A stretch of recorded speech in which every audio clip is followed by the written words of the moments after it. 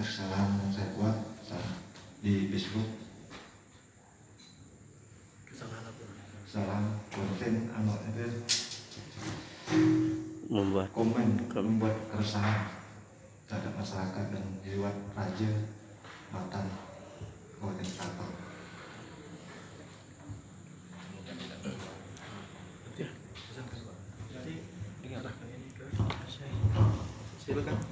Diserahkan segera dipersanakan adabnya kepada ya, penyerahan Tepasiri selaku permohonan maaf.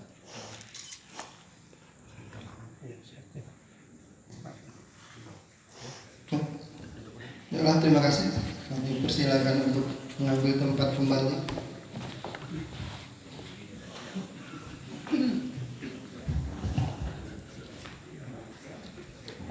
Selanjutnya, sambutan Ketua Umum Dewan Mangku Ikatan Kerajaan Matan Tanjung Pura. Assalamualaikum warahmatullahi wabarakatuh. Waalaikumsalam warahmatullahi wabarakatuh. Selamat malam, salam sejahtera buat kita semua. Yang saya hormati dan kami muliakan ayahanda kami, para dewan sepuh. Yang kami hormati dan muliakan Majelis Raja, Yang Mulia Pangeran Ratu Kertanegara Insinyur Haji Gusti Kamboja MH. Yang kami hormati para pengurus Dewan Mangku Ikramat. Yang kami hormati Bapak Bupati Ketapang yang dalam hal ini diwakili oleh Bapak Sekda Haji Farhan MSI. Yang kami hormati Bapak Kapolres yang dalam hal ini diwakili oleh Kapolsek Gunung Kayong. Yang kami Persatuan Orang Melayu Lawang Kekayun dan Laskar Pemuda Melayu. Yang kami hormati para tokoh adat, tokoh agama, tokoh pemuda, dan hadirin yang di sini yang tidak bisa kami sebutkan satu persatu. Kami atas nama Dewan Mangku Ikramat mewakili keluarga Kerajaan Matan Tanjung Pura Ketapang dengan ini memberikan maaf kepada saudara Mijami atas komentarnya di Facebook yang menyinggung Juriat Kerajaan Matan Tanjung Pura. Dan kami menyatakan bahwa permasalahan ini selesai dan damai. Harapan kami sebagai Ketua Dewan Mangku Ikramat tidak ada lagi komen-komen yang menyangkut masalah ini. Dan kalaupun ada, itu pihak ketiga jangan ditanggapi. Mari kita sesama buah Melayu, sesama Islam kita bersatu. Kita harus saling memaafkan.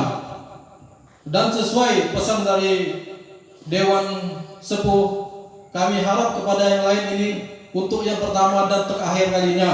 Dan ini memberikan contoh kepada kita semua bahwa kita ini harus saling memaafkan, harus saling pemaaf.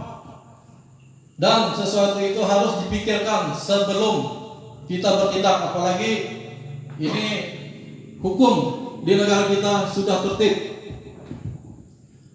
Kami tidak berpanjang lebar, sekali lagi kami dari Dewan Mangku Ikramat mewakili keluarga besar Kerajaan Matan Tanjung Pura dengan ini menyatakan menerima permintaan maaf saudara Mijami bin Zainullah. Wabillahi taufiq wa hidayah. Wassalamualaikum warahmatullahi wabarakatuh. Waalaikumsalam warahmatullahi wabarakatuh. Terima kasih. Kami persilakan.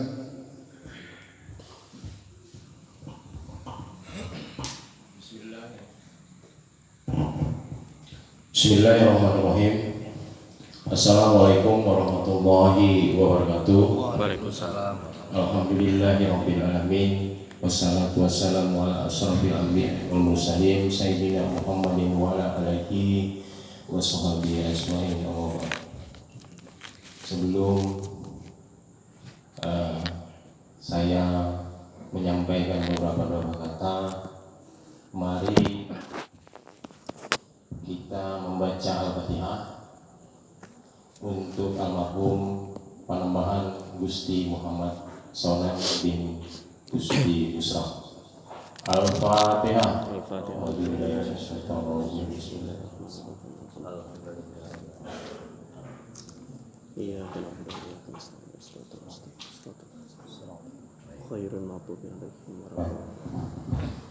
Yang saya hormati Bapak Sekretaris Daerah Kabupaten Ketapang, Bapak Haji Farhan SE MSI, dengan kesibukan beliau menyempatkan diri untuk hadir di Istana Kerajaan Matan Kabupaten Ketapang. Terima kasih Pak Senda, sehat selalu.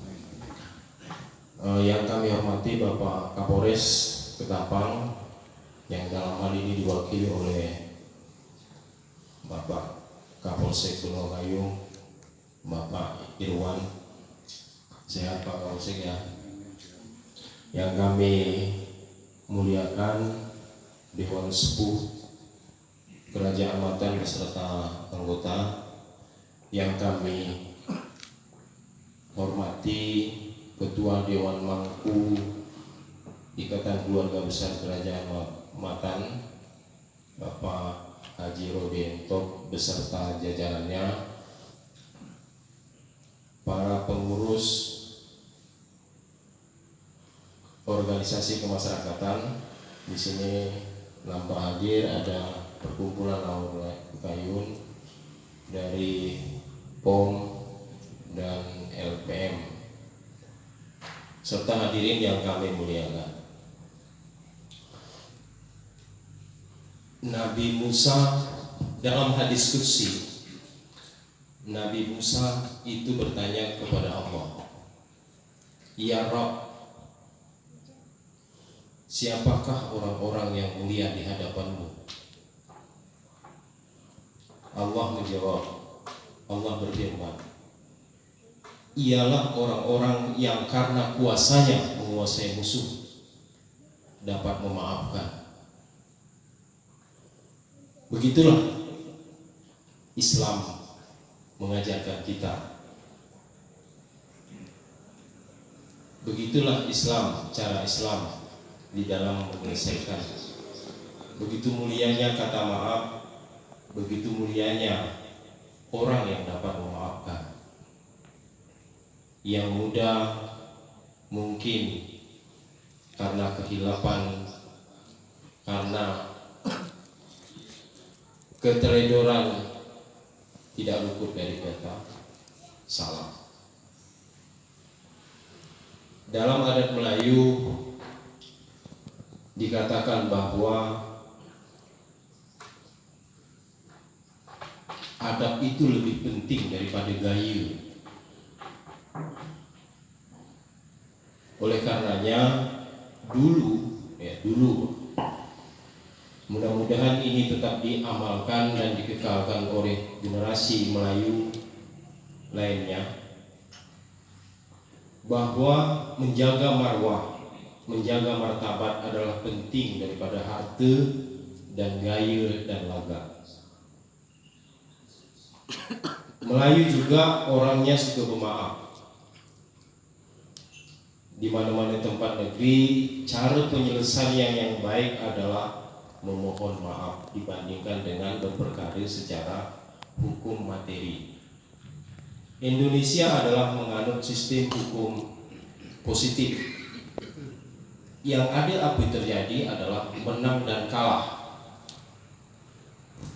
Orang yang menang dan kalah semuanya belum tentu saling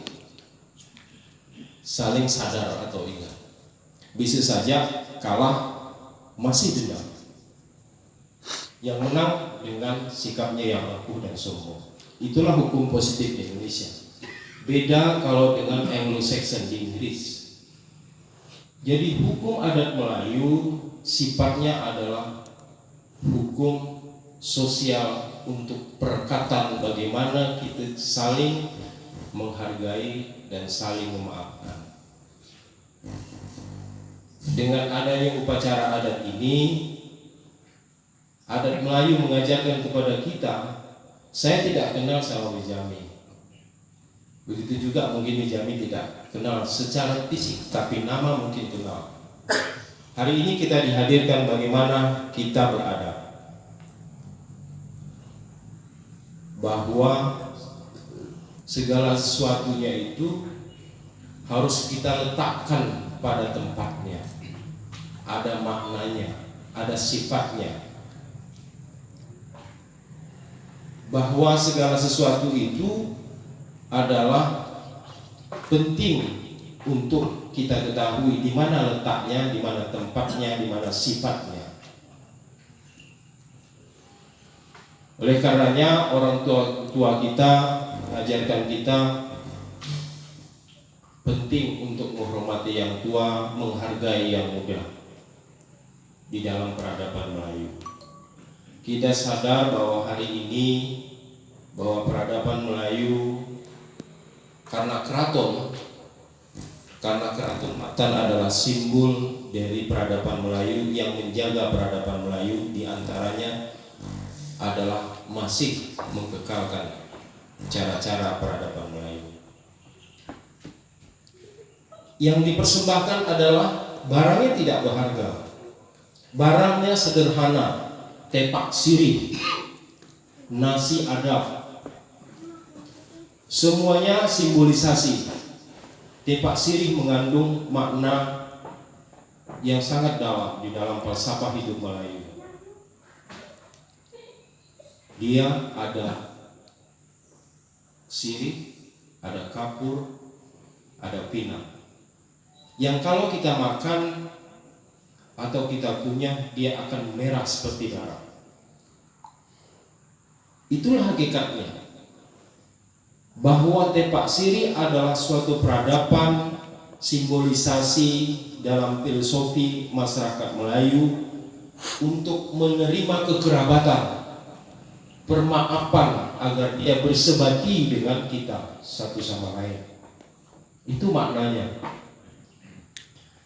Nasi adab adalah sebagaimana diajarkan Rasulullah di dalam hal mensyukuri segala sesuatu. Karena adat Melayu, adat bersendikan Sarak, Sarak bersendikan Islam, maka seluruh peradaban Melayu yang beragama Islam harus mengikuti syariat-syariat Islam. Itulah yang diajarkan oleh agama kita, agama Islam. Hari ini kita sangat mulia. Saya sangat bangga kepada pengurus yang sangat bereaksi cepat. Begitu juga Adinda Nizami dengan ikhlas, mudah-mudahan dengan upacara ini menjadikan kita lebih kuat di dalam menghadapi segala cobaan. Karena godaan orang Melayu hari ini cukup besar. Sementara ke depan kita menghadapi zaman yang tidak pasti, maka muncullah berbagai organisasi yang tujuannya adalah untuk mengekalkan bagaimana peradaban Melayu agar dia menjadi tuan di negerinya sendiri.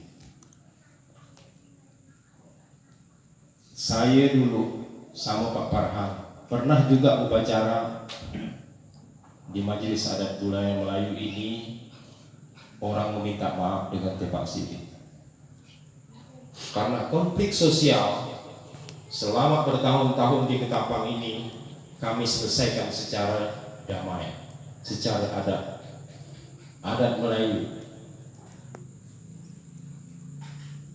Di keraton ini sudah 2 kali, ini yang kedua.